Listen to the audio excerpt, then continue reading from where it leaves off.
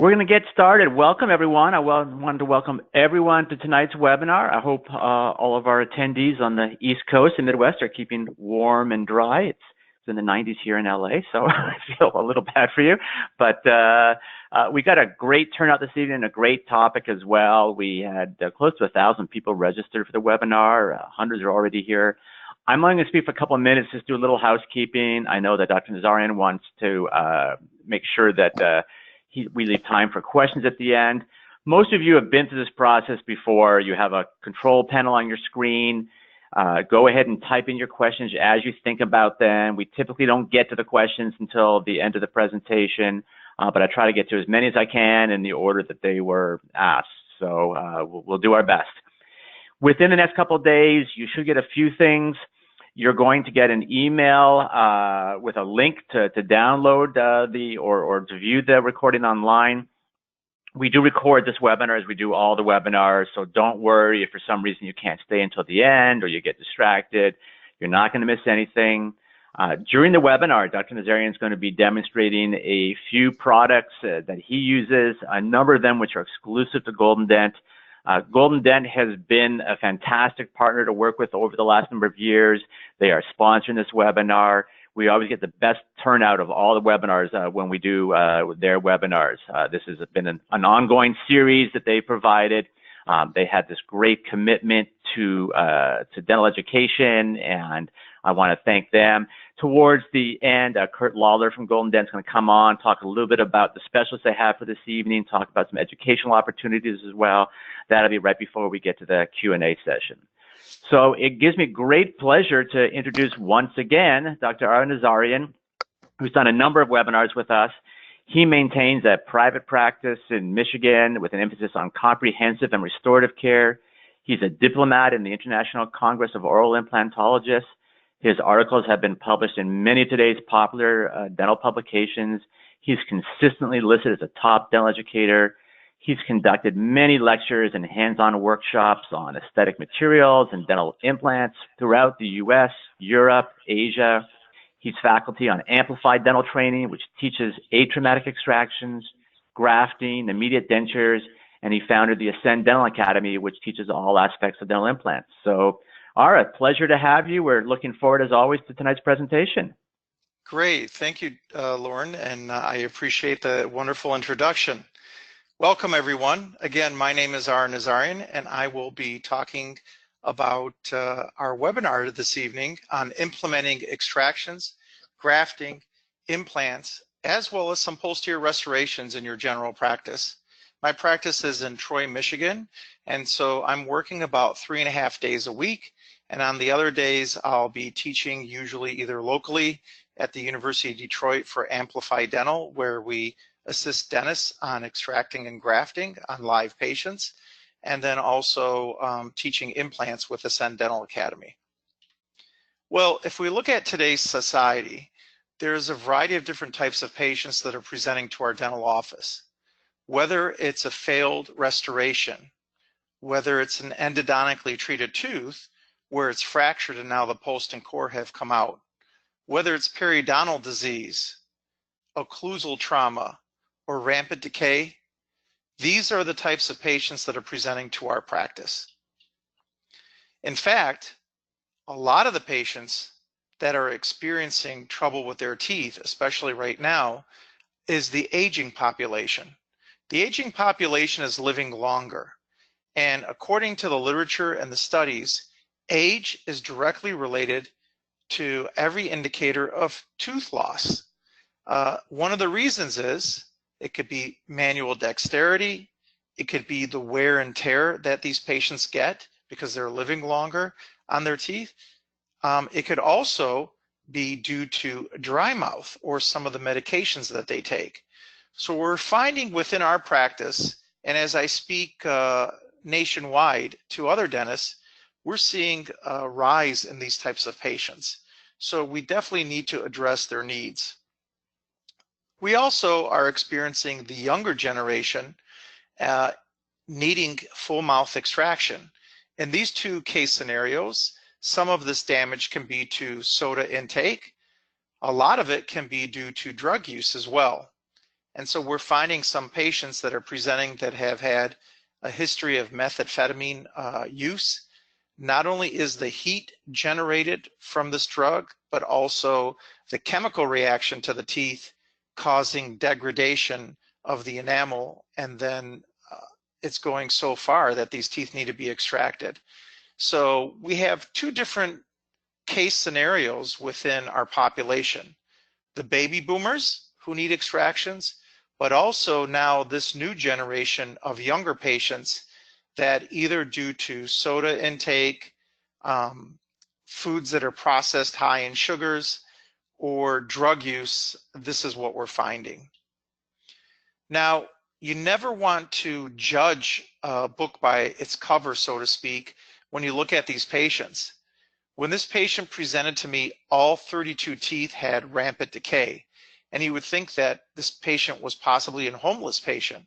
But in fact, his parents could afford to have his teeth removed and his smile restored to proper form and function using guided dental implants once we had removed the teeth and grafted the areas.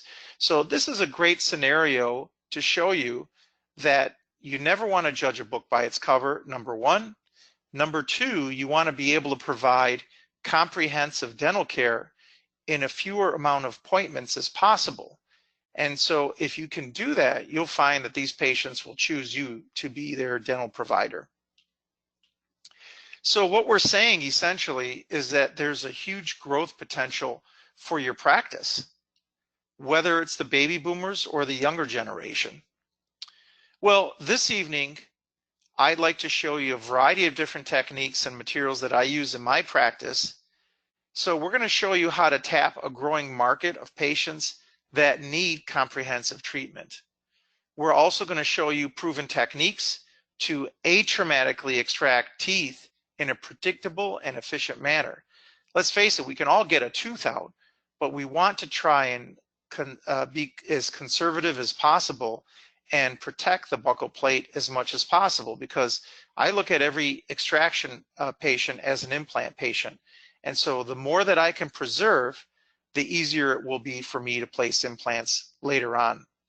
We'll also look at, when we're doing this comprehensive dentistry, in some cases, these patients also need posterior composite restorations. So I'll show you an overview of a new material that's got zirconia in it. So it's infused with zirconia. And we all know the benefits of zirconia, whether it's its strength, whether it's its radiopacity on an x-ray. We'll go over these indications on some of the teeth that you'll be seeing this evening. We'll also go over the importance of grafting following an extraction through clinical case demonstration. And most importantly, we're going to show you how to plan a prosthetically driven treatment plan with dental implants. Again, every extraction patient except for third molars, I'm looking to place an implant to restore that area to proper form and function. So let's take a look at some examples. This first example will show you an extraction and grafting with a delayed implant placement. We see this at least 1 or 2 times within our practice, where a patient presents with an endodontically treated tooth that had a post and core, and either due to occlusal force, recurrent decay, or just biting down on something hard, the core, crown, and post usually break off, and we see that there's only a root tip left. In this particular case, you can see the patient had recurrent decay, and so for that reason, the crown broke off, and this tooth was diagnosed with the situation that it has, and we said this is non-restorable, so we need to take it out. So when we look at taking teeth out, we need to know what the ideal tooth extraction is. So what is that defined as? Well, the ideal tooth extraction is the painless removal of the whole tooth or root with minimal trauma to the investing tissues, so that the wound heals without compromise and no postoperative prosthetic problem is created. I think as long as our dental providers remember this, definition when extracting teeth, then later on they'll easily be able to place an implant into an area that has been built up with grafting. But most importantly, it's only socket preservation that needs to be used in these types of situations. So we'll look at those in great detail. When we look at taking a tooth out atraumatically, I prefer to use, in my practice, the physics forceps. The physics forceps works like a modified class 1 lever to remove a tooth. And so using this type of fulcrum or lever action, we can easily remove teeth, especially molars in the upper region. No longer do we have to section those in 9 out of 10 times. So utilizing the physics forceps, we actually can extract teeth very atraumatically as long as you're using the forceps properly and you're following this technique. So let's look at the technique. The first thing we want to do when using the physics forceps is placing the beak on solid tooth structure. When we place the beak, it's usually in the palatal or lingual aspect of the tooth. So we're going to engage the beak on a solid tooth structure. If we see that there's decay that's extending far below the gum line, then at that point we may want to trough between the tooth and the bone so that we can get the beak into position more apically than the decay that's present and get a solid purchase point. So that's step number 1. Step number 2 is taking the bumper aspect of the physics forceps and putting that as high up into the buccal vestibular fold as much as possible. The greater the distance from the beak utilizing this bumper, the better the fulcrum. So if the fulcrum was not as apical, then the distance would not be as great and the lever can still work, but it won't be as efficient. So this is step 2, which is very important to an atraumatic extraction utilizing the physics forceps. At this point, without squeezing too hard, you're actually going to rotate your wrist or move your arm so that you're either A, leveraging the tooth out to the path of least resistance, or pivoting the tooth almost out of the socket. As you put this continual force onto the tooth, and it's very light force, mind you, within 30 to 40 seconds of using the steady force, you will start to see the buildup of the enzyme, and the enzyme is the hyaluronidase enzyme that is released and creates a hydrostatic pressure to where all of a sudden the tooth within 30 to 40 seconds becomes much looser. So we're doing this rotation action. We're not doing it back and forth. We're just keeping steady force on this until eventually we see that it starts to creep and starts to move. As soon as this tooth moves, you stop the rotational direction of the forceps, and at that point you can get a tooth delivery forceps. In this particular case, because it's an upper tooth, you can get a 150, and or you can get a 151 if it were a lower tooth. So this would be step 3. So step 1 is the active purchase point. Step 2 is getting the bumper position in the vestibular fold as high up as possible. And step 3 is doing a rotational pivotal direction or rotation out towards the buccal so that eventually pressure builds up, the enzyme is released, and now the tooth starts to come out.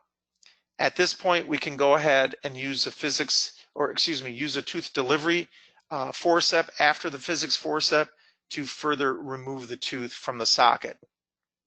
Now, if we take a look at the tooth in this case example, notice that the decay extends quite a bit down on the mesial and distal sides. So if we were to use traditional methods as we have in the past of using an elevator or a luxator mesial distally, all you would do really is just scrape the decay off the tooth. You wouldn't be able to get a solid purchase point. By utilizing the lingual or palatal aspect of the tooth and using the rotational direction of the physics forcep, we actually, in fact, were able to take both roots out as one tooth in this case scenario. So if you take a look at a first premolar, which usually has 2 roots, in the past we would section and treat each root individually, but in utilizing the physics forceps, we were actually able to take it out as one. Well, by taking it out atraumatically and having just a socket present, in other words, what we call a 4-wall defect, 4-wall meaning all 4 walls are intact and then the defect is on the top, so this is a socket, we like to utilize the Osteogen plug from GoldenDent. This is a great bone material. It comes in 2 sizes. It comes in a large and it comes in a slim. And if it's large, you can actually trim it. But Osteogen is essentially a bioactive resorbable calcium apatite synthetic graft, and it has a bovine Achilles tendon collagen matrix that it's suspended in. So if you've ever used this material, it's not as flimsy as a collar plug. It's denser than a collar plug, but it's easy to use like you would a collar plug. And what I recommend doing is trimming it and shaping it like the tooth, because there's no way that you would be able to get this big plug into those 2 root sockets. However, if you trim it and you mold it so that it looks like the root that you removed, then you can go ahead and place that within the socket. When we look at the 2 different sizes, again, we have the large and we have the slim. So if we take a look, we, in this scenario, use the large. What I'm going to do is just cut that. And when I cut this material, I don't take the cut all the way from the top to the bottom. I will leave the top still connected as one. And the reason for that is, if we were to cut this and have it as 2 different appendages that we'll put into the sockets, then there's a higher tendency to lose the graft through the sutures. However, if you only cut it 3/4 of the way along the long axis of this material, and the top or coronal portion is one piece, then we suture over that, then we don't have to worry about losing this graft. So this is a very good way in having a predictable outcome and not losing your graft within the stitches. Here you can see we've already packed the Osteogen plug. The beauty of this material is no membrane is necessary. So you do not need a membrane, you do not need primary closure when using the Osteogen plug from GoldenDent. 4 months later, we can see how well the site has healed. And in fact, you can see there's no concavity on the buccal plate. It has preserved the ridge as it should, and it has made socket preservation very predictable for us. So at this point, it's very easy to use a tissue punch when we're going to place an implant. In this particular case, I used an Engage dental implant from Oko Biomedical. This implant is known for its immediate fixation until it osseointegrates due to its proprietary bullnose auger tip, V threads that turn into square threads, and then obviously the micro threads for increased stability of the implant at the coronal portion. This is what their basic kit looks like. And so this is what the tissue punch looks like. So you would first start with your pilot drill, create the initial pilot hole to its full length, and then using this rotary tissue punch, you can place this and index it within the hole that you've created with just the pilot drill. And so this way it will be centered nicely. And so at this point, we can just pluck the gum tissue out of that area, and now we don't have to reflect a flap. Again, I feel confident that I have adequate width because I have a CBCT within my practice. But even if I didn't, you can see clinically how wide that bone is thanks to extracting the tooth atraumatically and placing Osteogen bone grafting material for socket preservation. So once we've removed the tissue plug, We'll go with our intermediate drills until we reach the final drill. And at this point, we'll be placing a 4x12 engaged dental implant. This is what it looks like. Notice the aggressive threads. We place that immediately, and we notice that it's got great immediate fixation. And when we look at the Ostel, which uses resonance frequency analysis, and now we also have a new device called the Penguin that we'll be talking about later, we notice that the implant stability quotient is 78. So this is a great number. At this point, if you look at the studies, and right now there's over actually 1,000 studies, not just 800. But when the ISQ is over 70, then we can do immediate loading. So we place our stock abutment, plug the access hole. We'll use our CS3600 intraoral scanner from Carestream, and then we can go ahead and mill a solid zirconia crown. And so this is what patients are looking for. They're looking for treatment under one roof where they can get all the services that are needed, and they're looking at being efficient when you're delivering this type of service. So if you're able to mill crowns within your practice, that's great. Or you can actually send them off, and now most labs can do a turnaround of a zirconia crown if you're sending them an intraoral image within 4 to 5 business days, which is great.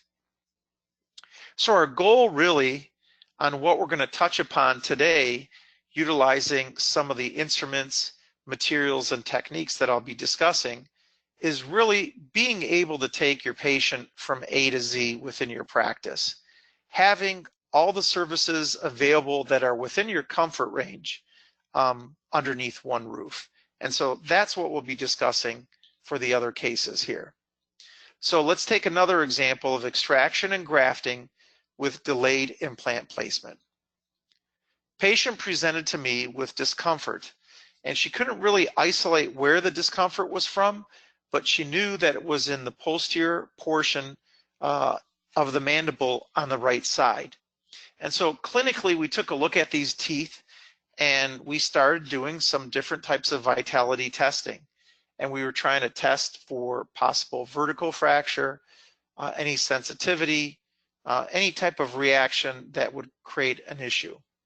Well, quickly looking at the radiograph, we could identify that both the crown restorations, in fact, have been root canaled in the past. And if we were to look at the root canal treatment, if this was dental school, this would not be the most ideal root canal treatment, and I don't think you would pass doing endo treatment like this. So we want to make sure if we're doing any type of endodontic treatment that the gutta percha is in fact going all the way down to the apex of the roots, and that it's filled ideally and properly. But this patient had these root canals done several years ago. She had no discomfort, even though the endo is not perfect in either case. However, when we started to probe around each tooth, we noticed as we got to the mesial-buccal line angle of the tooth number 30, which is the first molar in this case, all of a sudden the perio probe went down to about 10 or 11 millimeters. This is a clear indication that this tooth is most definitely fractured. So we know that this tooth needs to be removed. When we probe around the second tooth, periodontally speaking, everything was right and okay. However, as we probed around the distal lingual line angle of the tooth, we noticed that there was severe decay going apical and going below the gingival margin. So at this point, we said we can either do endo treatment, crown lengthening, a new post and core, and then followed by a crown.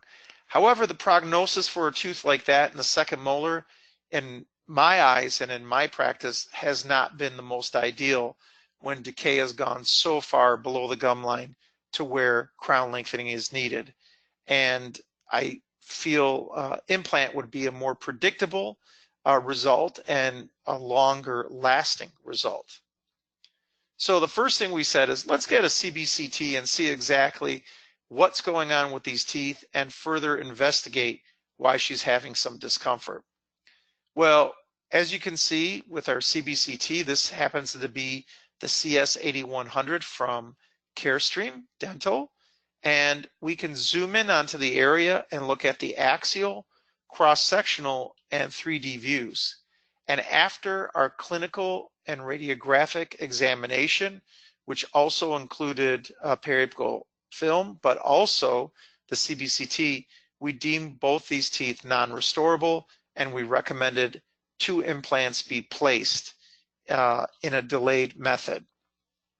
Well, when presenting extractions and placement of implants, we need to make sure that the patient understands why they need to have the tooth removed. And then we also have to illustrate the need for socket preservation. And so this model works very well. This is a model I created. It's called GoldenDent.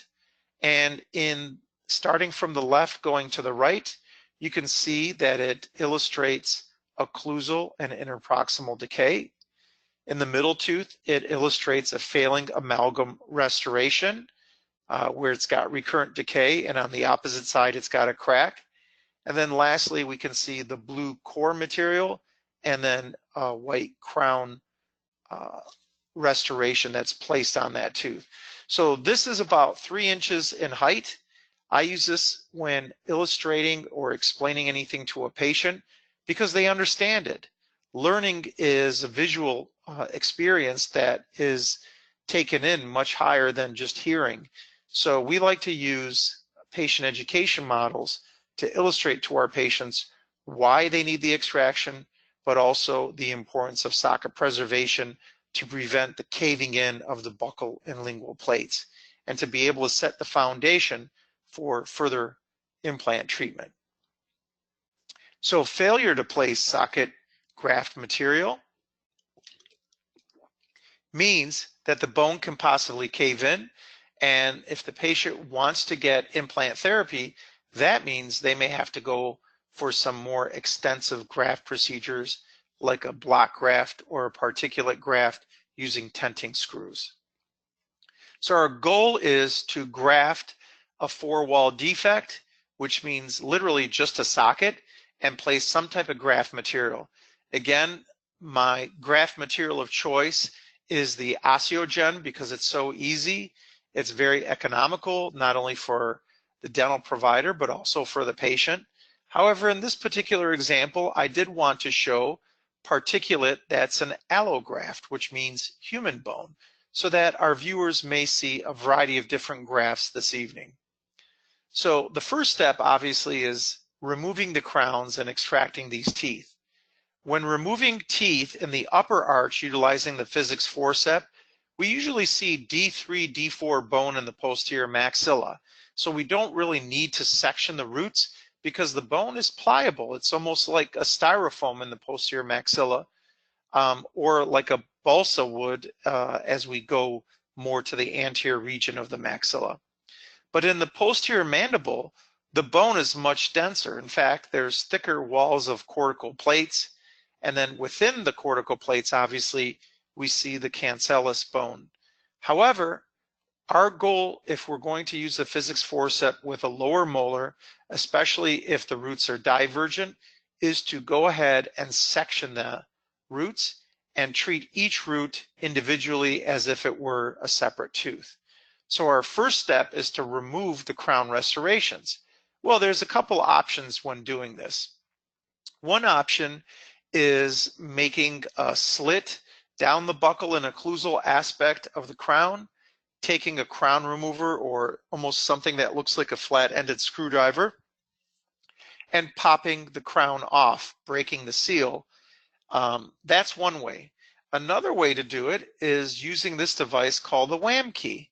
And so the WAM key, what we're doing is placing a channel through the crown, usually going from the buccal, and we're making the channel where we expect the height of the preparation to be. And so you have a variety of different sizes, 1, 2, and 3. When you look at the sizes of the WAM keys, you notice that they're elliptical.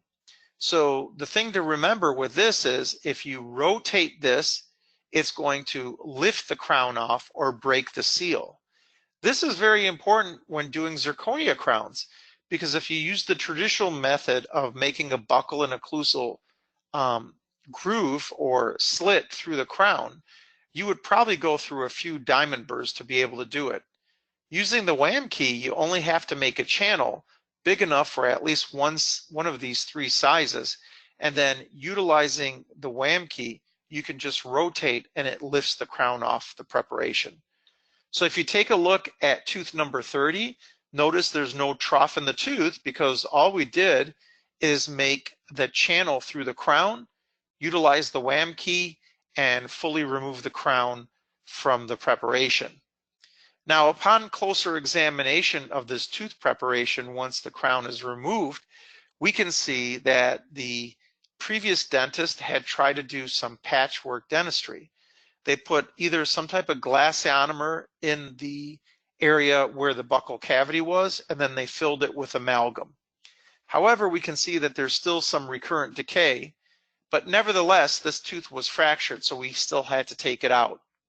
Well, when sectioning teeth, I like to use these burrs. This is something that I created that GoldenDent sells, and it's a burr kit. And this burr kit allows you to section teeth with a carbide long burr. However, the 3 round diamond burrs are used to either A, smooth bone, or B, remove any granulation tissue from the socket. So the 3 round burrs go into a high speed. That's a surgical high speed where it's just spraying water and the air exhausted from the rear. The middle burr, again, is used to section teeth, so it's a cutting burr. And then the last 2 burrs are used that go on the slow speed, but the nose cone of the slow speed are used for leveling bone. And this is something that we go over when we do immediate dentures. So as you can see, I've removed the crown from tooth number 30.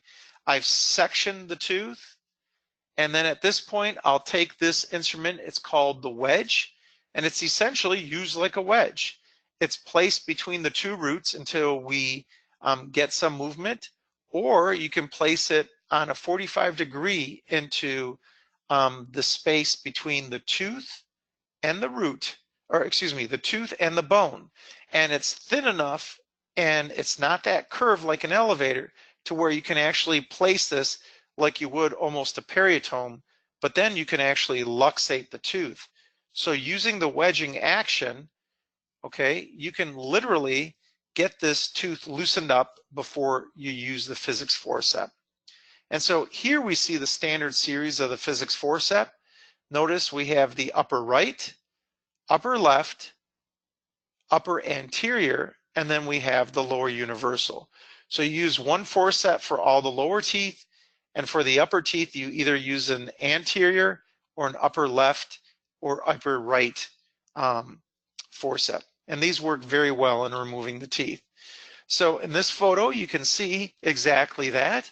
You can see the beak is following the long axis of the root. And since I've already sectioned it, I'm treating each root as an individual tooth.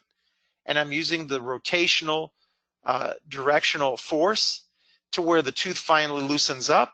And then at that point, I'll go ahead and remove the roots. So here's the mesial root. Now we're going towards the distal root.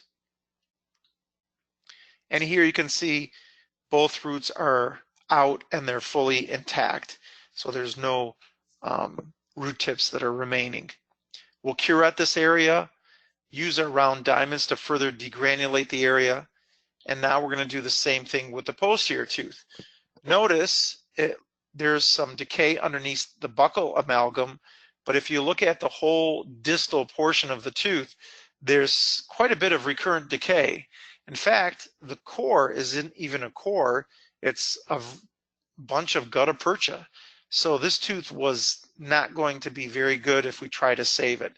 So I further felt that this was a good choice to remove this tooth instead of trying to play periodontics on this tooth. So we follow the same protocol for the lower teeth. Section them if they're bifurcated. If they're conical in nature, then you can go straight to the physics forceps. If they're bifurcated like these 2 teeth, we'll section it and then treat them individually as if they were separate teeth. And so here you can see the rotational direction. And notice this patient's vestibular area is not that deep. So we just have to be a little more patient for the physics forceps to work. So instead of 30 seconds, it may take 40 seconds to remove each root tip. Again, notice the beak is placed onto solid tooth structure. If you did not have solid tooth structure on the lingual aspect, then at that point we would go ahead and trough the area a little bit between the bone and the tooth. So here we have 4 wall defects, which means all 4 walls are intact and there's a defect. So it's essentially a socket. And so because it's this, we're going to just go ahead and clean everything out, but we could easily place an osteogen plug in this case. However, again, I wanted to illustrate to our viewers that you can use a variety of different bones. If you like to use particulate graft, that's an allograft from a human donor, from a tissue bank, then you can go ahead and do that. So we're ensuring that all the roots are still all intact, no root tips. I like to always take an x-ray to confirm that everything is out. And here we can see the Goldos particulate graft, which is about 50-50 cortical and cancellous chips. And then here we can see the colloguide membrane, also from GoldenDent, where since you can't get primary closure, you don't want to lose your graft. So it's essential to use a long-lasting membrane if you're going to use a resorbable membrane, or if you're going to use a non-resorbable membrane, you want it in there for at least 2 weeks, and then you can go ahead and remove it. I personally like to use the long-term membranes that resorb after about 6 to 8 weeks because I don't want to go back in and have to remove a non-restorable membrane. But whatever your preference is okay. Here you can see we've sutured the area. We're not trying to get primary closure and try to pull everything to close it because we have the membrane there. So this is our graft. So if we take a look at the storyboard of this, you can see the starting picture where 30 and 31 are in place. We remove the crown off of 30 and section the roots to where he finally took them out with the physics forceps. We did the same with tooth number 31, where we remove the crown using the wham key, section the roots, and then utilizing the physics forceps, extracted each root as if it were a separate tooth. And then we can see our final grafting radiograph. This is what the patient looked like in about 2 weeks from the surgery. This is what it looks like 4 months post-operatively. So we can take a look at the radiograph. We got a new CBCT, and if you look at the cross-sectional view, which is the middle image on the right-hand side, you can see that we have adequate bone that has grown in the area and turned over. So we can actually virtually plan the placement of 2 implants. So our goal was to place 2 5x10 implants. These are the Engage from OCO Biomedical. And we wanted to do it guided. So our goal was to take an impression. If you want to use an intraoral scanner, you can at that time as well. This is a material from Kedenbach called Silginat, which allows you to take a polyvinyl impression at a very low cost, and your assistants don't have to pour it up. You could just send that to the lab.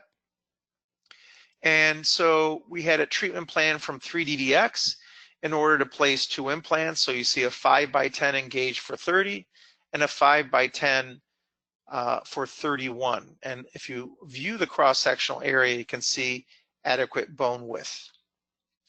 Here we have the surgical guide for the placement of 2 implants.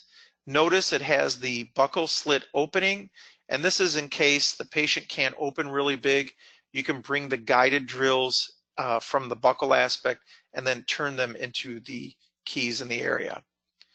So the first thing we want to do is anesthetize the patient and identify, will they have enough keratinized tissue in the area? Here we notice the guide is fitting nicely. So we always want to ensure that. You look at the windows. If you look at the anterior teeth, you can see them peeking through.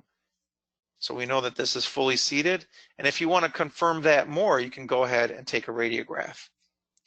So if we're going to anesthetize, we're going to anesthetize the area with infiltration. If you like to do a block, you can, but infiltration is more than sufficient for the lower arch as well as the maxillary arch. And so upon anesthetizing this patient, we see that the movable mucosa inflates almost, right? It swells up when using the anesthetic. So if we take a look at the white blanched tissue that's right at the top of the ridge, we know that we want these implants to be within keratinized tissue. So in this particular case, I will not use a tissue punch, but actually reflect a flap. I'll make my crestal incision slightly more lingual so that when I fold over the buccal aspect of this tissue and then reapproximate it after the implants are placed, I will have keratinized tissue on both sides of the implant. And that's what you always want. You want at least 1 millimeter or 2 band of keratinized tissue around the implant. If you don't, it's not going to cause failure of the implant, but the patient will always complain of some discomfort in the area. Here we've already planned for our 2 5x10 implants, so we always make sure we have them markered on the labels. In this case, they're both the same size, so not a big deal.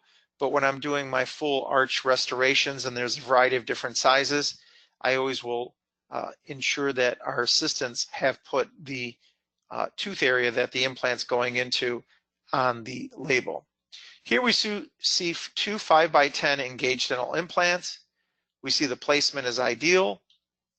So we place 2 healing caps and suture this. And now notice that there will be keratinized tissue, not only on the lingual, but also on the buccal aspect of these implants because of the technique that we just illustrated. And so here we have the healing caps. We're confirming that they're fully seated. These are platform switch. And so 3 to 4 months post-operatively, we see very quickly how the bone has responded very ideally. So we're going to take a bite before we remove the healing caps. This is the Futar Bite Fast Set. This works very, very well. This is also from Kettenbach. And then at this point, we'll remove the healing caps and test them. In the earlier case, you saw I used the Ostel, which was the only device at that time that was available. Now, GoldenDent offers the Penguin. The Penguin also uses resonance frequency analysis. It removes any doubt by using this resonance frequency analysis and giving you an ISQ. And so if you have a favorable ISQ like we did, then you can go ahead and take an impression, or you can place a stock abutment as we did in the first case and mill your own crown. So 77 is a very good number. Usually we don't see anything higher than about 84, 85. You'll never see 100. 100 will be like in concrete. So 77 is a very favorable number. That is for number 31. And tooth number 30 area, the implant tested actually 81 on the RSQ. So we got ideal resonance frequency analysis readings, and the ISQs were high. So at this point, we're going to go ahead and take an impression. So I definitely recommend that device, the Penguin from GoldenDent, because it removes any doubt. And if an implant's failing, I'd rather know before I take the impression, not after I take the impression and have a lab bill. When taking impressions, especially if you're going to be using impression material, you always want to ensure that the impression posts are fully seated. And so even with a scanning post, we also will take an x-ray to confirm that it is fully seated. This is the Panasil material from Kettenbach. Here you can see the impression posts placed with their analogs. These all come with the Oko Biomedical implants, so you don't have to pay extra for them. We forward this to the laboratory, and so they digitize everything, and they start planning for ideal CAD/CAM anatomical abutments, and then followed by zirconia crowns. So here we can clearly see the lab work. Notice the anatomical feature of these custom abutments. And since these are the most distal implants, I still like to splint them together for strength. So you can see we've torqued them down. We've placed the Teflon tape into the access opening. Notice the margin is right at or slightly above the free gingival margin, and this will prevent any entrapment of cement if you prefer to cement your restorations. You can also use screw retain. In this particular case, it's all a matter of what your preference is. Here are the crown restorations. You can see those are also fully seated. So if we look at the storyboard of this case, again, it started with the extraction of 30 and 31 and doing socket preservation. 3 to 4 months later, we went ahead and scanned the patient, forwarded the scan and impressions to 3DDX to fabricate a surgical guide. Using the implants, we went ahead and placed those and then took the impressions for the final restorations. Well, let me show you one more case here before we wrap up. Here we have a patient who presented who was very apprehensive. Upon the radiographic interpretation, we see several teeth that need to come out, like tooth number 1, 5, 12, 16, 17, 18 as well with that distal caries, and then also 32. So if we take a look, we can see that there's 7 teeth that need to be extracted. In addition to this, since the patient wanted to go to sleep and be under IV sedation, we were going to do the restorative. So he had several teeth that needed restorations. So this is just the caries detector die that I'm using to further remove all the decay. Then we'll put some glass ionomer base if necessary. And then we'll fill with this new material called WagoFill. WagoFill is a zirconium infused composite. It's intended for posterior restorations that are going to take a lot of wear and tear. And so due to the zirconia, you see increased strength, minimal shrinkage, low wear, and it's quite radiopaque, which is nice. This is one reason why I'm using zirconia crowns, because zirconia is very long lasting and there's a lot of benefits to it. And so this is also another material available through GoldenDent. The 3 shades that it comes in is B1, A1, and A2, which is more than enough for posterior composite restorations. If we're going to get any good tight contacts, I like to use the Wagotrix. The Wagotrix is also from GoldenDent, and here you can see the kit. These are disposable rings, which will maintain their shape very well, but also give you the best contact. We've all used rings that over time start to get very degraded and they start looking sort of filthy actually. So I really like the Wagotrix because it gives you a tight contact every time. Everything is disposable, so you don't have to worry about wear or tear on the rings. And so it's a disposable sectional matrix. It delivers a perfect contact every time. And it actually has great strength because you're using a new one every time. So you don't have to worry about sterilization weakening the material. Well, when using the WagoFill, you can use heat, you don't have to, but if you do, you can do it as a bulk fill, which is really nice. So it's very durable material, but it's even better and easier to handle when it's heated. And so this doesn't cause any damage to the pulp tissue or anything. And what we found is that there's less voids and less micro leakage because the material is softened and it's adapted to the preparation very nicely. So here you can see we used A1 and the composites look very nice. All I did is pack them, shape them with a burr, and just polish them lightly with a cup. At this point, we want to remove the other teeth that are involved that are broken down or wisdom teeth. So here you can see the removal of them. These are instruments also from GoldenDent. They're called the separators, and they work very well as a pre-step in removing these teeth. In this particular case with the wisdom tooth, since it wasn't really an occlusion, we used the separator followed by the 150, and we were able to remove that tooth very easily. Using the physics forceps, we went ahead and removed the broken root tips. And so the physics forceps works exceptionally well in root tips as long as you get an ideal purchase point. And so here you can see we remove both root tips. We're going to clean out the sockets with a curette. And then in this case, we're going to use the slim plug. We're going to pack that in. So we almost slinkied it in. For the osteogen to work properly, it needs to be in full contact with the walls of the socket. So if you put one plug in and it's in there loose, then you need to take another plug and put maybe half of it or 3/4 of it in if it's a large void, so that it's tight against the walls of the socket. Now we don't want to plug it like an amalgam very tightly, but we want to condense enough to where it's tight against all the walls of the socket. And so here we're just using the sutures to maintain the graft. We'll move on to the other quadrant and we follow with the same thing, which is caries removal. I always like to start with the restorative first, because with bleeding and everything, when we remove the teeth, that can cause problems with isolation.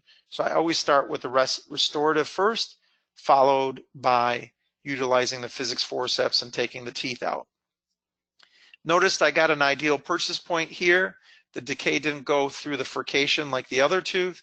And so here I'm rotating the root out and I actually got them out in one piece. So we'll use the slim plug in this case as well.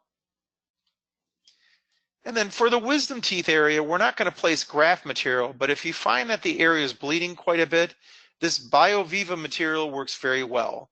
It's a cellulose-based material, and it's bacteriostatic, which is nice, but also it's got a hemostatic agent in it that stops the bleeding. So I like to use this in the areas that I'm not grafting. For example, the wisdom teeth area, as you can see in the number 16 area. We're going to move on to the lower quadrant, do our restorative with the Wago fill. That's the zirconium infused composite restoration, followed by the removal of the two teeth. And here we can see the root tip picks or angled separators. And you can see the teeth that we're removing. In the one case, we're going to trough around, as you can see on the buccal aspect. So you can see the tooth that's removed with 4 roots. We're going to place the BioViva in the wisdom tooth site of number 17. And since we took 18 out, we're going to place the osteogen. And the lower right and final quadrant, we go ahead and do our restorative. We're going to remove that root tip where it's at 32. And the decay in tooth number 31 was so extensive, we ended up doing a root canal core and crown preparation. So here we see the post-operative film. Here's the comparison. This was all done in one visit. We allow the area to heal for 4 months in the upper arch. The patient told us that he would, in fact, like to have 2 implants placed. So we scanned him with our Carestream 8100, planned for the placement of 2 implants, and placed the implants. Again, real quickly, if you're going to be restoring teeth that don't need to be extracted, especially if we're doing interproximal cavities, I like to use the Wago tricks with the Wago fill. Here you can see we're just separating the teeth a little bit so that when we prepare, we're not nicking the adjacent tooth. We're placing our Wago tricks with our sectional matrices, and then we're using our phaser gun from GoldenDent that softens the composite. And here you have 2 DO restorations that normally would take a little longer being done efficiently. And you can see the contacts are most ideal. Lastly, let's look at a full arch reconstruction. We're going to scan this patient. You can see the upper and lower arches, their relationship, And when explaining to patients the different varieties of treatment that are available, I try to stay within their budget. And so in this patient's case, she said she could afford somewhere around $10,000 or $12,000. So I said, that's great. We can do overdentures for you in the lower arch and dentures on the top. So here we have the immediate dentures for this patient. Our goal is to extract the teeth atraumatically. So we're going to utilize the physics forceps to do this. Notice we want the beak following the long axis of the tooth and the bumper placed as high up in the vestibular area. This is a grafting kit from GoldenDent. I have about 5 of these, and it's good to have because when you extract teeth, there may be a time where you may have to reflect a flap or smooth the bone down with a bone file or suture or feed the area with bone grafting material using the spoon and the packer. So this is a great kit to have on hand when doing extractions. And I'm sure Kurt will be talking about some of the promotions later this evening. Here you can see I'm sequentially removing all the teeth. We're going to curette all the sockets, reflect the tissue so that we may smooth the bone down first with a burr and then with a file. And in this case, we went ahead and we had enough virgin teeth that we could actually grind them down and use them as a dentin graft. So you grind these down, you have to remove all the decay, any restorations. It's not recommended to use endodontically treated teeth. And especially for these cases where I'm trying to save the patient money, we can use this as a graft. Once the teeth are ground down, you put them in sodium hydroxide solution for 10 minutes and then irrigate it using a buffered saline solution. And now you have a great graft to place within the sockets. In the posterior region where the wisdom teeth are, we can go ahead and place some BioViva. And so here's an example where I use BioViva in wisdom tooth areas. It stops bleeding, prevents dry socket. It's a great material from GoldenDent. So here's the upper denture tried in. We're going to go ahead and use the separators in the lower arch. Some type of pre-step before the physics forcep is what I prefer. Extract the root tips here. We're going to reflect a flap, level the bone, and so in this particular case, I placed 4 Oco Biomedical Engage implants. They have great fixation. We're going to soft reline this upper and lower. And in the lower, we're going to just make sure we have enough relief where the healing caps are. So here's the patient's immediate. 4 months later, we place the RTX from Zest. We fabricate a metal reinforced lower overdenture. So we're going to go ahead and pick this up using the Tokiyama rebase. And then we'll remove the processing inserts and place our retentive copings. And now the patient has a lower overdenture that doesn't extend to the periphery because it's suspended by 4 overdenture abutments. This concludes our webinar for the evening. I hope some of these cases were motivating for a lot of you and you picked up some techniques and tips. Also, you got a chance to see some of the materials that I use in my practice on a daily basis. Well, for those of you who want to utilize the physics forceps as well as some of the other instruments that you saw this evening, you can log on to Amplify Dental Training and see the live demonstration courses. Usually the first day is didactic, where the second day we're actually at the dental school, the University of Detroit Mercy, and I'll do a couple demos and then it's followed by you actually extracting teeth. So level 1 is extracting teeth, level 2 is extracting and grafting. Level 3, which is coming up December 6th and 7th, illustrates the preparation that we do when we extract, level, graft, and place immediate dentures or immediate overdentures. So I'd love to welcome you to some of those courses.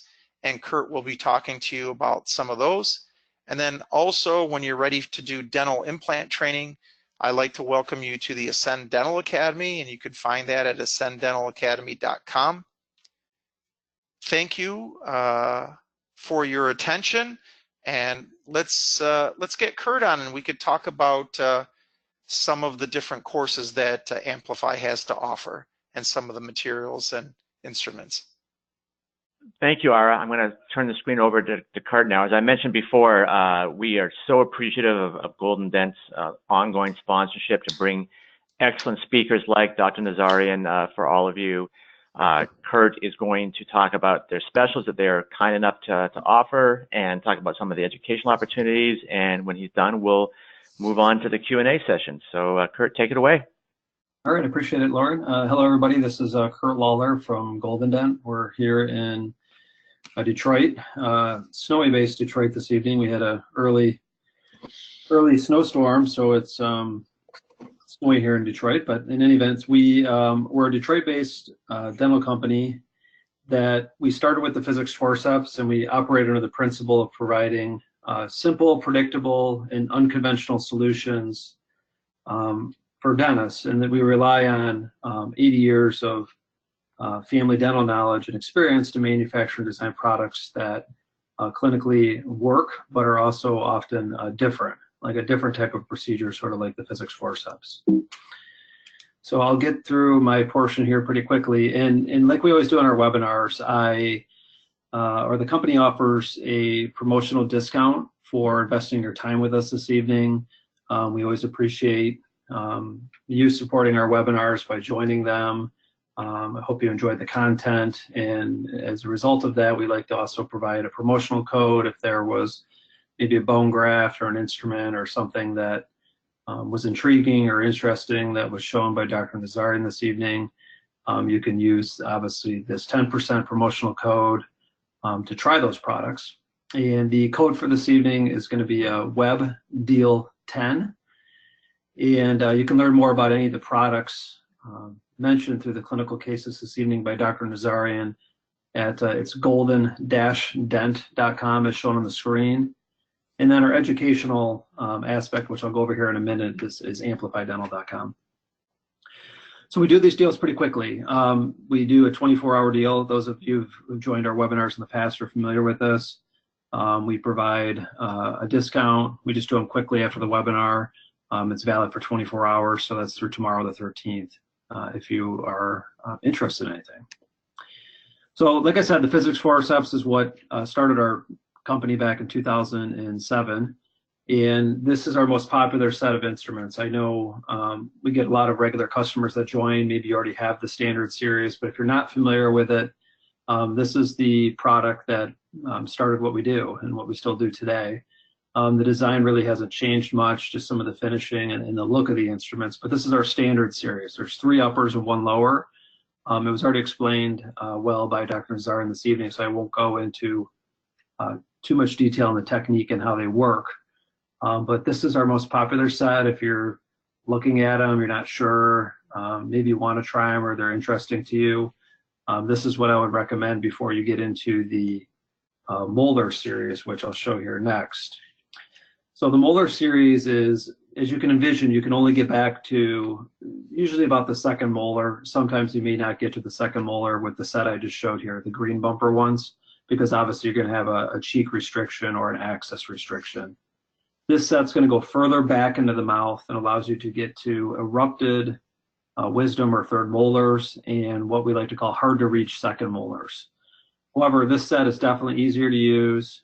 You get better leverage. We always like our customers to generally start out with the standard series and then take a look at the molar series, or they are of course packaged together as a set of 6. But I think most of our customers are more comfortable starting with the green bumper ones, which are here. And of course, for the last 12 years, we've always offered the 90-day trial period on the product. So you can try it, use it as many times as you like. If you're not happy for some reason, you can send them back with no financial risk.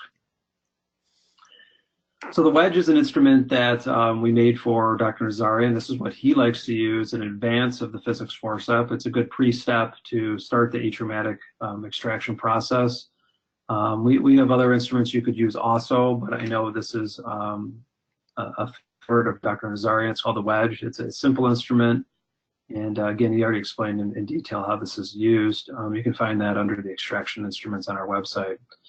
So there's luxators. We also have the luxators from Direct to Dental.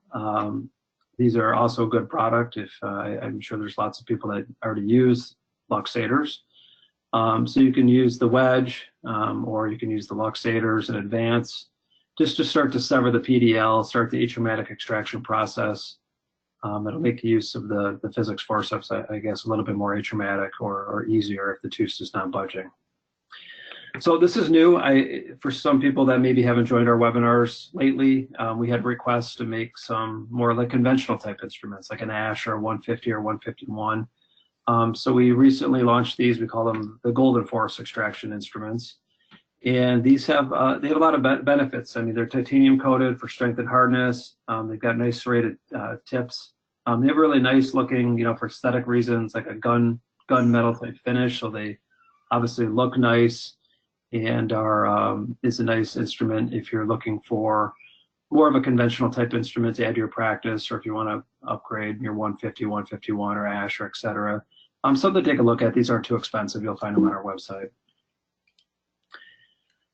So osteogen plugs, these are very, very popular. If you're not using the plugs, I highly recommend taking a look at them. There's more clinical cases and videos on our website, but this was already demonstrated pretty detailed this evening. I won't discuss this too much, but the large plug size is definitely more popular than the slim. You can always cut it to shape, but this is definitely a product to take a look at. It is a bone graft, so maybe if you don't have a lot of experience grafting or aren't sure if patients can pay for the graft, this gives you a lot of flexibility. It's about as easy as placing a collagen plug, and then with less than a $50 cost per plug, gives you more flexibility with your patients as far as the pricing aspect. And then lastly, you do not need a membrane, which is a great benefit. Our allograft is called GoldenDent. This is our private label allograft brand. You can learn a little bit more about it on our website. It really is an innovative process. We use a really reputable tissue bank, and the clinical results we're finding from our customers that have used this over the last few years have been really good. It's very good clinically and does have a fair price. With the extra 10% discount this evening, if you're using somebody else's allograft, I encourage you to take a look at our GoldenDent brand and compare it. Take a look at the pricing. I think you'll be happy with the clinical results. Two membranes. The one on the left, I'll just mention quickly. EpiGuide, that's definitely our most popular membrane. We sell a lot of those. It's a big sheet. It's 18 by 30 in size, fully synthetic, long lasting. So it really takes the place of resorbable and a non-resorbable membrane. This is one that we recommend. We've been using in our programs for a number of years, and I've had great success with it. It's a great membrane. BioViva, this was already mentioned. I don't know if Ara mentioned anything about gel foam, but if you're using gel foam, this is a great alternative too. Beyond the bleeding control aspect and using for third molars or sites you're not grafting. Really great product. I think it's around like $60 for 20 pieces, so it's affordable and a great alternative to gel foam. I know we have a lot of people that have switched over to use that. Wegotrix, we did show it this evening, so I guess it wasn't too off topic, but this is something I wanted to mention too, if anybody hasn't joined our webinar in the last 6 months or a year or so, I guess, since we launched this brand. We've had a lot of really good success with it. And one of the reasons is, it's already really been discussed, so I'll skip this slide, but this is probably what a lot of rings look like. This is one that we took a photograph of that was 10 days old. And the composite gets caked on there, autoclaved, and they just kind of look gross. You don't have to worry about maybe staff accidentally tosses a ring. Say you want to modify the tines for a specific case. You don't have to worry about the ring ultimately being worn out or breaking. So it's not so much the cost aspect, even though our kit is very affordable. It's like it's $247 before the discount for the whole kit. It's the separation. So you never have to worry that the ring is worn out? Have you used it 100 times, 150 times, 200 times? No company will really tell you when you can't use the ring anymore. They'll say hundreds of times, but you never really know that you're getting that perfect separation unless you're testing it somehow.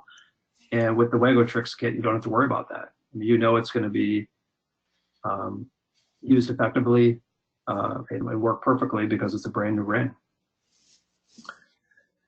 Just a couple more slides here. This is our staff. If you call our office, if you speak with any of our staff tomorrow or in the future, they're all actually practicing hygienists too. So they pushed us to make some hygiene instruments. These are actually really great. They're inexpensive, and they're the exact same steel and quality as some of the top brands like PDT and Hugh-Frady. We actually source it from the same place.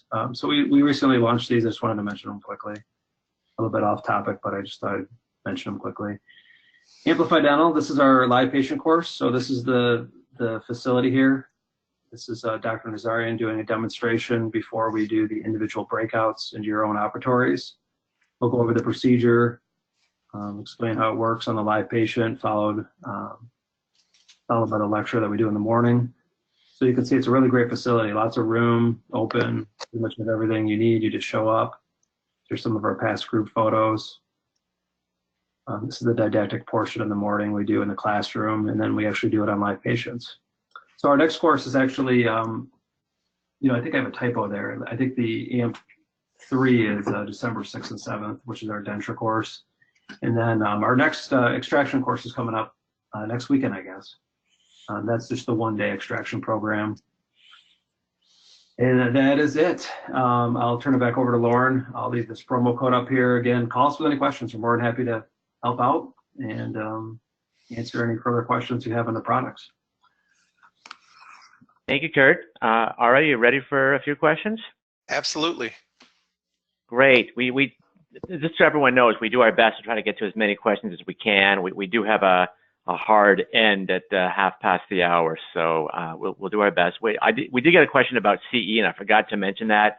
GoldenDent has graciously agreed to provide CE credits for this as well.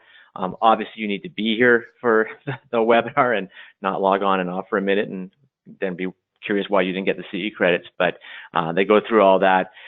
The one thing I would ask is that you be patient. It does oftentimes take a number of weeks. We had, like I said, close to 1,000 registrations, so it takes a while for those to go out, but they do go out, and we'll take care of that.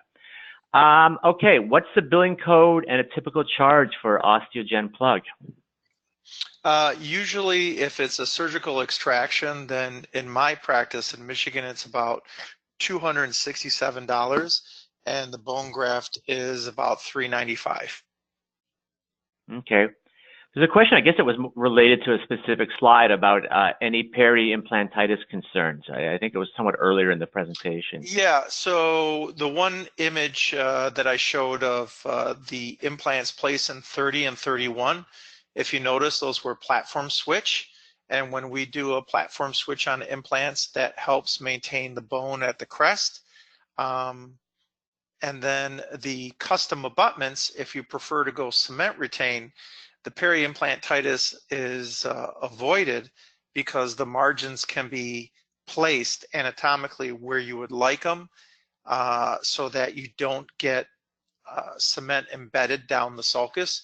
So usually when I'm doing CAD/CAM abutments or custom abutments, then we put the margin right at or slightly above. That way you can clean the cement off readily and not have peri-implantitis. So usually the studies are examples that show peri-implantitis. That's usually when doctors are using a stock abutment where the margin is buried quite a bit subgingivally. Okay. A couple of questions about suturing, about what materials you use. I think you had a specific case where there was one white and one purple suture, or white and purple. Can you talk a little bit about what you recommend for suturing? Sure. If it's a simple, straightforward case, then the basic silk sutures that GoldenDent offers works very well. It's inexpensive. the only thing is that you do want to remove silk within 7 to 10 days. Otherwise, bacteria and food like to cling to it and can cause an inflammatory response. If I'm placing a membrane and I can't get primary closure, then usually I'm using a PTFE type of suture, which is very nice. It's a little costly, but bacteria doesn't cling to it. And usually those I don't want to disrupt until after 14 days so that the site doesn't open up. The purple sutures you saw was something called Resorba, and that's what I use if I want to do what we call an apical mattress suture. It's sort of hard to describe on the phone, but if you come to the courses that we offer at Amplify, I go into them in great detail, and these are some of the things that we do on the hands-on didactic portion. Okay. How does the ISQ, the Penguin, compare to traditional torque tests regarding implant stability? Is it more accurate? I would say that they're more accurate, but and I don't have studies that show that. However, what I would say is this. What if you do the torque test and you torqued it too early? Now the implant failed. If you record an ISQ value and you see it's not favorable and you say, you know what, let me wait another month or so and then I'll test it again. That's the huge difference that I see. Yeah. What are the pros and cons of splinting the implants? The pros are, again, I've been taught by Dr. Mish, who's pretty much written the books on implant dentistry. He was a great mentor to me. And what he proposed is when you splint the implants, then you don't have lateral forces going to them as much if they're splinted like a fence. If they're separate and they're the most distal implants, in other words, they're the closest to the hinge and there isn't a tooth behind it, then there's an increased biomechanical force on those. And so for that reason, I like to splint them. I will give the patients an option. And if they don't want them splinted, I will let them know that, hey, these will still work, but they are going to be stronger and more stable if we keep them splinted. The greatest part is I have yet to see, implants get recurrent decay. That's one of the biggest issues with a bridge or splinted crowns with teeth, but not with implants. And whether it's screw retain or cement retain, it's a matter of preference. If I feel somebody's a risky patient and I want to retrieve those on a routine basis or check them, then I'll do screw retain. In tonight's particular examples, we use cement retained. So whichever one the doctors are comfortable with, I'm okay with. Okay. I don't know if you can give an accurate number here, but what percentage of lower molars that you extract with physics forceps do you end up needing to section the tooth? I probably say about 75 to 80% of the time, and that's because the roots are bifurcated. If it's a conical shape or fused roots, then you can go straight to the physics forceps. Okay. How much curettage do you typically do prior to grafting, if any? I definitely do curettage with the curette. And if I find that there's a stubborn granulation tissue that I just can't get my curette to remove, or it's in a smaller apical region where it won't reach, then I, in that particular case, will go ahead and use the tissue burrs that are in the burr kit that GoldenDent offers, they're called degranulation burrs. And they're diamonds, so you don't have to worry about like a carbide pecking through and going down into the nerve, or pecking through and it all of a sudden goes through the buccal plate. They're a diamond, so you have to be really, really heavy-handed to be able to perforate or cause damage. You literally just skim the top of the granulation tissue and the diamond burrs catch it and remove it. Right. What about if there's an abscess? Is that going to delay the bone graft? And if so, how long? What's your normal protocol when you're dealing with an abscess? Yeah, I mean, if you have an active abscess, I'll take the tooth out, which is the source of the infection, And if you want, you can go back in about 2 weeks after the patient's been on antibiotic, and then go ahead and you will have to probably reflect the flap again, but place the grafting at that time if you prefer. Okay. Is the phaser compatible with most composite compules, or is it proprietary? No, it can work with all the composite carpules as far as I'm familiar with. Okay. Let's see, we just got a few more questions here. What are the drawbacks, if any, of using the patient's own teeth as a graft versus using a traditional bone grafted material? The disadvantages, did you say, Lauren? The drawbacks, if any, Oh, of using drawbacks. their own teeth. The only drawback I would say is just in the preparation. It takes a little longer. So remember, you have to, after you grind the teeth down, which just takes a few seconds, you have to put it in the vial with sodium hydroxide. And so it needs to sit in that solution for 10 minutes. And then you have to rinse it off with a buffered saline solution. These all come with the kit. However, if you're just doing one tooth and you remove the tooth, now you have to wait 10 to 12 minutes for the graft. So I never really use it on 1 or 2 teeth. I usually use it for a full arch or a full mouth. And so as I start removing the teeth, my secondary assistant will come, take like 4 or 5 teeth at a time, start grinding them, cleaning them off, grinding them down and putting them through the solution, so that by the time I'm done with the extraction in an arch, I now can start placing the graft material. So I would say the only drawback really is time. But like I said, I'm using these for larger cases. I'll tell you what the benefits are. The benefits are it's considered an autograft because it's the patient's own bone. Sometimes because of religious diversities, patients don't want other human bone or bovine bone. So that's an advantage. The other advantage is cost.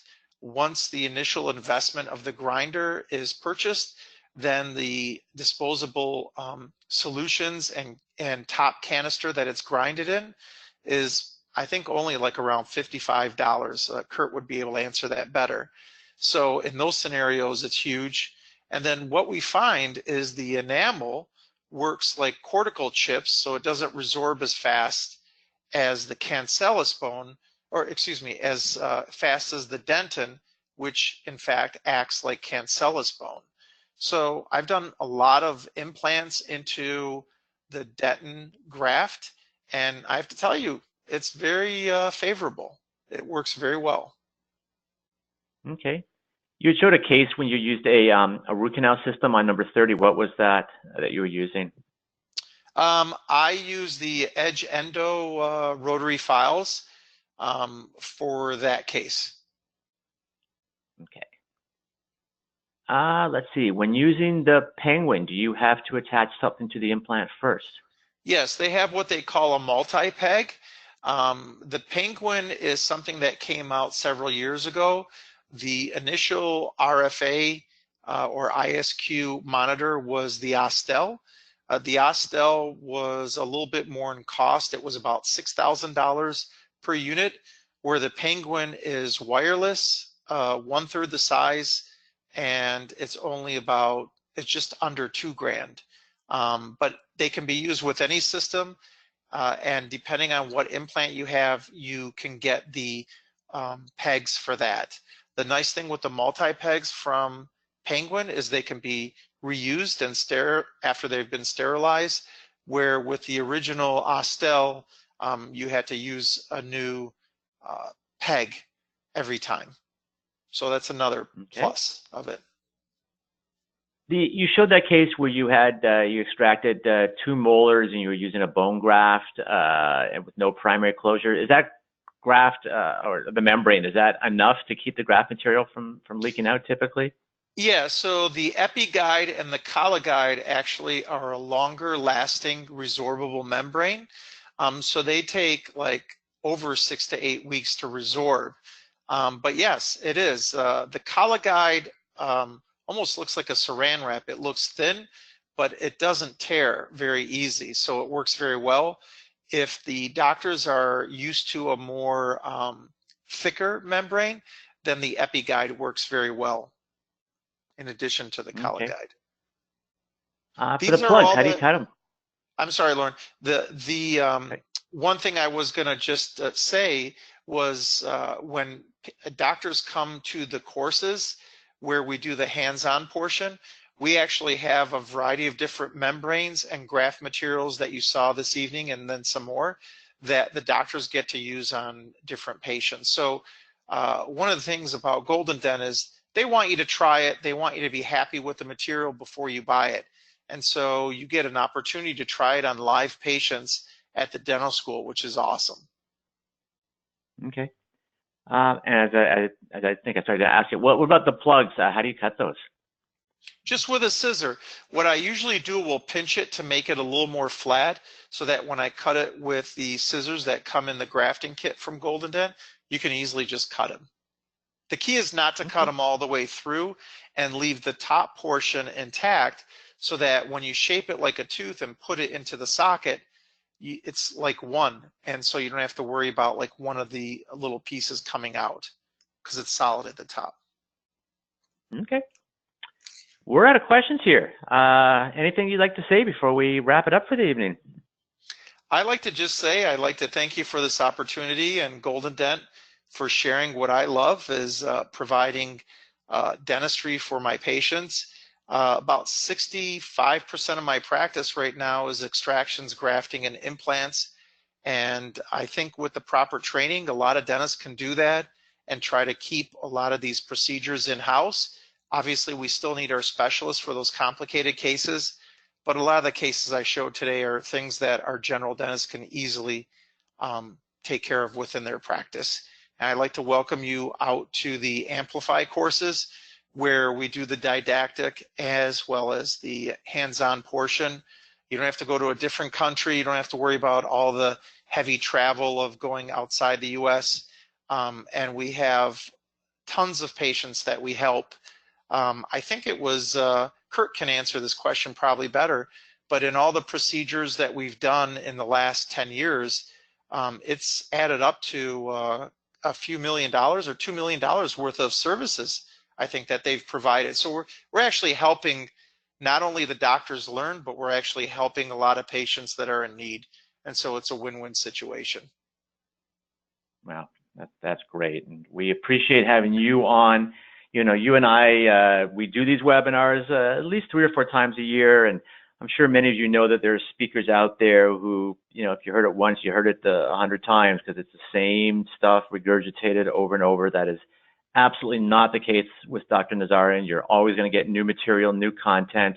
It's always interesting. And, you know, we thank you so much for sharing your expertise to allow general dentists to get the confidence to perform these procedures, because there are a lot of GPs doing it. And I think, you know, with education, with going to the Amplified course and learning how to utilize the instrumentarium and how to you know, pick your cases, I think this is great for all general dentists.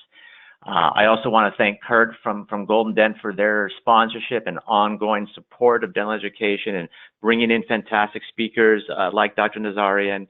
We really appreciate him. I would highly recommend taking advantage of that deal, the Web Deal 10. When Kurt says it's 24 hours, that means 24 hours. Don't call him up on Friday or next week and sound confused about why you don't get the deal.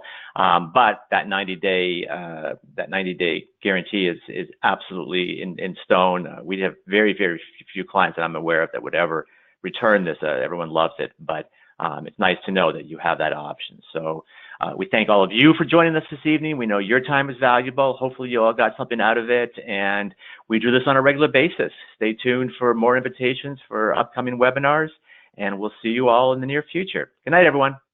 Good night. Thank you.